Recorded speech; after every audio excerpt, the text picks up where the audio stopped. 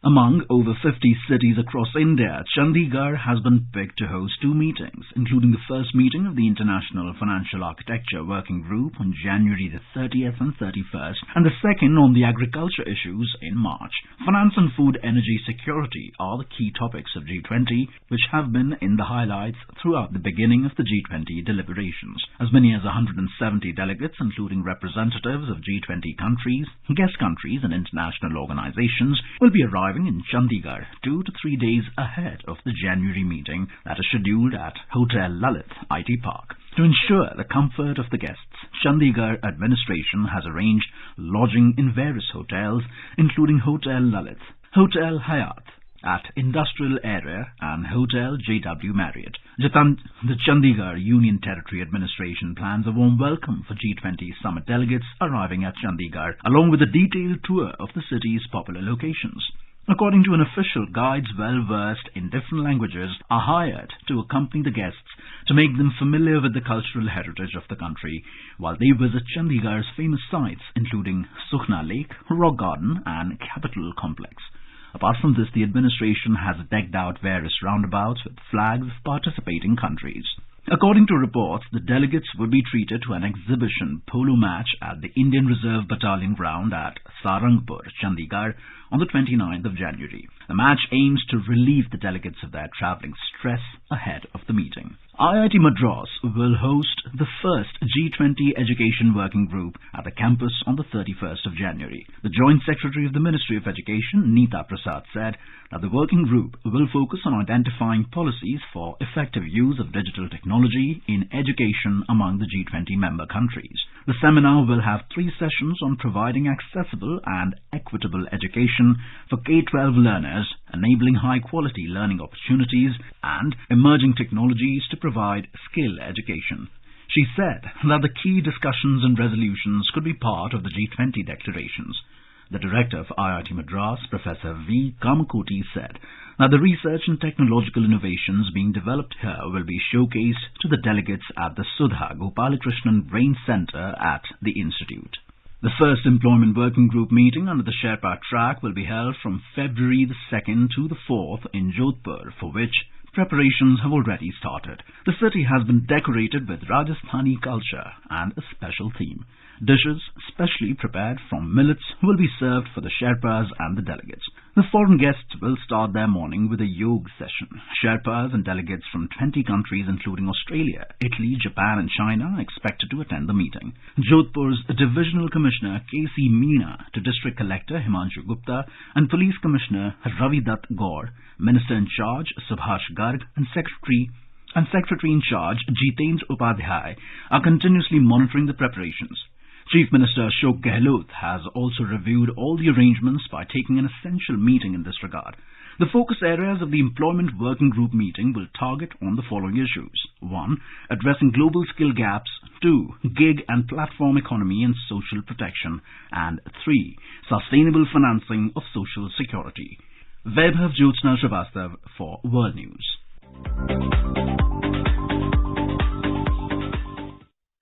G20 India 2023. One Earth, one family, one future.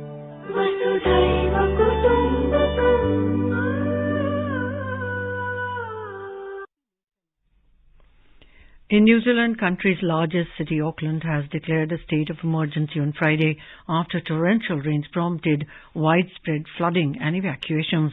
According to media reports, the city has received 75% of its usual summer rainfall in just 15 hours. Friday's downpour in Auckland shifted houses, stalled traffic and cut power to homes and businesses. The flooding also disrupted travel to and from Auckland Airport. As per reports, domestic and international flights have now been grounded until at least midday on Saturday. New Zealand Defence Forces helping with evacuations and emergency shelters have been set up across the city. The military government of Myanmar has announced stringent new laws for the registration of political parties for the general election in the country. The State Administration Council of Myanmar put out new rules on Thursday which require political parties to recruit at least 1 lakh members within 90 days of their registration. However, the political parties contesting in a single region need to recruit 1,000 members within 3 months. The political parties carrying out activities across the entire country are required to open offices in at least half of the 330 townships of Myanmar within the period of 6 months. In Jammu and Kashmir, telecom company Bharti Airtel on Friday rolled out 5G services in 7 cities of the Union Territory. Telecom service provider Airtel rolled out 5G services in Samba, Kathua, Udhampur, Akhnur, Kupwara, Lakhanpur and Khor. It became the first operator to bring 5G to the region. Customers with 5G-enabled devices will enjoy high-speed Airtel 5G Plus network at no extra cost until the rollout is more widespread. The Counter-Terrorism and Transnational Crime CTTC unit of Dhaka Metropolitan Police DMK arrested 6 members of the banned terror group Harkatul Jihad al-Islami Huji from different parts of the capital city Dhaka on Friday. Briefing media in Dhaka today, CTTC Chief Muhammad Asadul Zaman said that the terror group was planning some big event in Bangladesh which was foiled with their arrest. Giving details about the arrested militants, the CTTC chief said one of the arrested militants, named Fakhrul Islam, has received training in the arms and bomb making in the Al-Qaeda camp in Afghanistan. After the end of the Afghan war, he returned to Bangladesh via India and was trying to reorganize the Huji to launch a big attack in the country. Police intercepted their conversation, which led to their arrest. Youth Affairs and Sports Minister Anurag Singh Thakur said that tennis player Sania Mirza's determination and perseverance have inspired millions of young girls to pursue their dreams. He also bid farewell to the Queen of the Court, Sania Mirza. Mr. Thakur said Sania Mirza is a true champion in every sense of the word, holding 6 Grand Slam titles as a testament to her dominance. Ahead of the Australian Open, Sania Mirza had announced that this would be her final Grand Slam.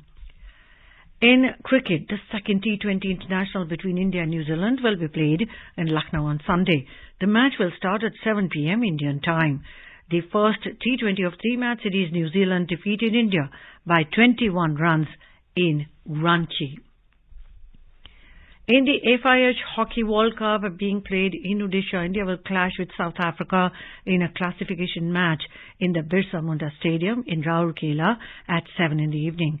6 other teams, namely Malaysia, Japan, Chile, France and Argentina Wales, too will face each other in the same stadium today, while final will be played tomorrow between Germany and Belgium in the Kaling Stadium in Bhubaneswar. Australia and Netherlands will contest for the 3rd and 4th positions. Now let us take a look at the major developments around the world as reported in the foreign press. The Globe and Mail reports CI Financial's grand plans for U.S. expansion leave Canada behind. The Washington Post writes second Jerusalem shooting of Israelis puts region on high alert. The Financial Times reports top U.S. Air Force general predicts China conflict in 2025. South China Morning Post says British workers are striking as UK rights come under scrutiny. The Japan Times writes Biden wins deal with Japan and Netherlands on China chip exports limit. Le Monde reports Peru Congress rejects Boluart's demands for early elections. And Straits Times says 7 killed in synagogue attack as West Bank violence spirals. And a quick look at the headlines once again. The Beating Retreat ceremony will be held at Vijay Chowk on Sunday. UNGA President Java Kuroshi on a 3-day visit to India. The upcoming Sunday, G20 to hold Science Inception meeting to be held in Puducherry on 31st of this month. Indian High Commission in Nigeria celebrates the Millets Food Festival on Saturday. PM Narendra Modi addresses the annual NCC rally on Saturday evening. FIH Hockey World Cup, India to clash with South Africa on Sunday. And in cricket, India to take on New Zealand in the second ODI. And now, before we end, let us listen to Mahatma Gandhi's favorite bhajan, Vaishnav Jan, by artists from Sri Lanka. Vaishnav Jan to तेरे कहिए जे वीर पराई जाने रे पर दुख के उपकार करे तो ये मन अभिमान लाने रे वैष्णव जन तो तेने कहिए जे वीर पराई जाने रे सकल लोक माय सहुरे वंदे निंदा न करे बाच काच मन निश्चल राखे धन धन जननी तेरी रे वैष्णव जन तो. And with that, we end this bulletin. We'll be back at the same time tomorrow with the next edition of World News.